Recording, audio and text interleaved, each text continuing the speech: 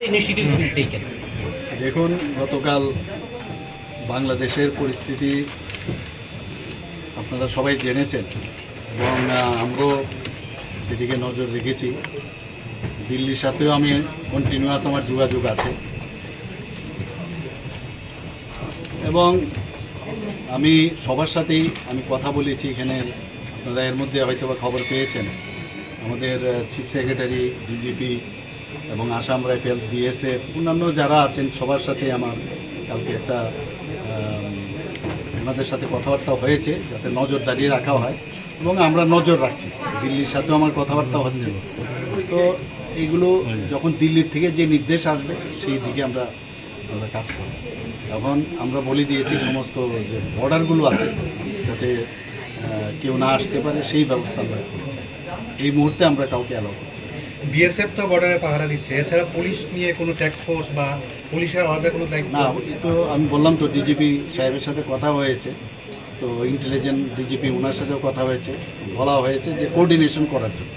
এই যে আমি 5-6টা ডিপার্টমেন্টের কথা আমি বললাম, ওনারা সবাই একজন আরেকজনের সাথে যাতে কোঅর্ডিনেশন করে, কোথাও কী সমস্যা বা কোনো যদি বর্ডার এরিয়াতে কোনো প্রবলেম হয় একজন আরেকজনের সাথে যাতে কোঅর্ডিনেশন করে। আচ্ছা, দিল্লি থেকে কি গতকালকে কোনো নির্দেশ এসেছে?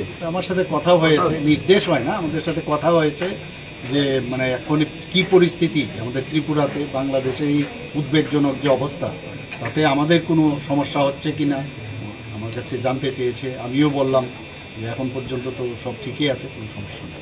স্যার, বাংলাদেশে কিছু হিন্দুদের বাড়িতে আগুন দেওয়া হচ্ছে মন্দির, এই বিষয় নিয়ে আপনি কি বলেন? না, এগুলো তো হওয়া বাঞ্ছনীয় না। আমরা তো এগুলো কোনো অবস্থায় আমরা এগুলোকে ভালোভাবে নিই না।